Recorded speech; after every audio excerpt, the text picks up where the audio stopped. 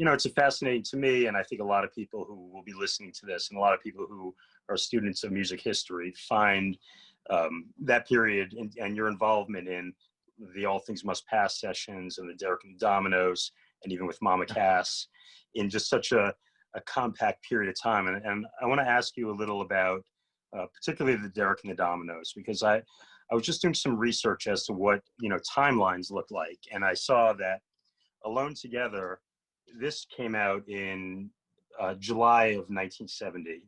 Right. And the first show that you did with Derek and the Dominoes was in June of 1970. And so I'm curious, when you were doing that, obviously, Derek and the Dominoes did their thing. Was your thought that you were going to do a solo thing and be in a band? You had the record coming out. You had just this making awesome a record band that you could join. The record, I always thought it was, I'd always, in my mind, that it came out in January 1970, but the fact of the matter is, it was, I think I finished it around January. It was done. Yeah, that's right. It was 1970. And then it came out a few months later. So I was just, I was in the same space I'd been in when I arrived. I just, bag and a guitar. There was nothing going on. I had no record out. So I was, floating around doing whatever was happening. And I was never looking to be, I never got into this to be a, quote, rock star. Okay. There's a few great rock stars. Steven Tyler's a rock star. Mick Jagger is a rock star. That was never my drive. Mine was just to make music, make some money, have a great time, meet some girls. That was the impetus when I started. So being that out front guy for me is a little, I like being part of a band. I like being part of it, but I like the option, which was always my idea with Traffic, which was kind of never worked out, where it's like there's a unit, but just because somebody's doing something different, go off and do whatever you're doing. But the unit seems to have a lot of strength more than the individual, which it does. But the differences, unfortunately, create situations where people just can't figure out how to make them blend and work. So it all goes different ways. But yeah, no, I was free, and I knew these guys, and I knew everybody, and so it was like, yeah, you're gonna be part of Derek and the Dominoes. And, okay, cool. And because there was nothing going on for me, I could do whatever I wanted. So I went back and started seeing where that would go. And do you have any recollection of the session with Phil Spector for To Tell the Truth, and what is it, roll it over? I forget what we did, or what I to be honest with you.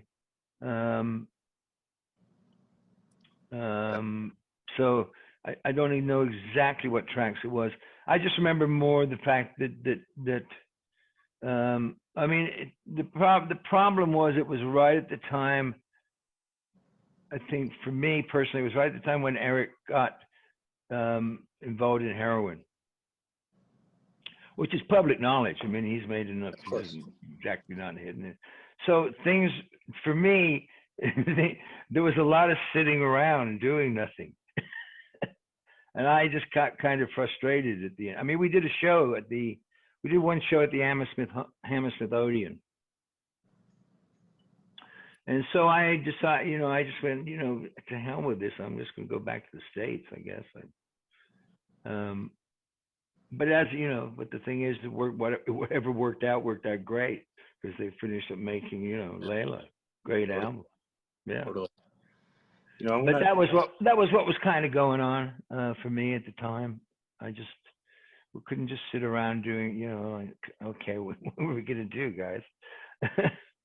Yeah, man. So yeah, it was more of a frustration on my part with where things were at the time. It's a fascinating pit stop in rock and roll history. So it's Yeah, well, I'd known Eric, I mean, a little bit on and off from England, obviously, not very well. And actually, at one point, when Cream broke up,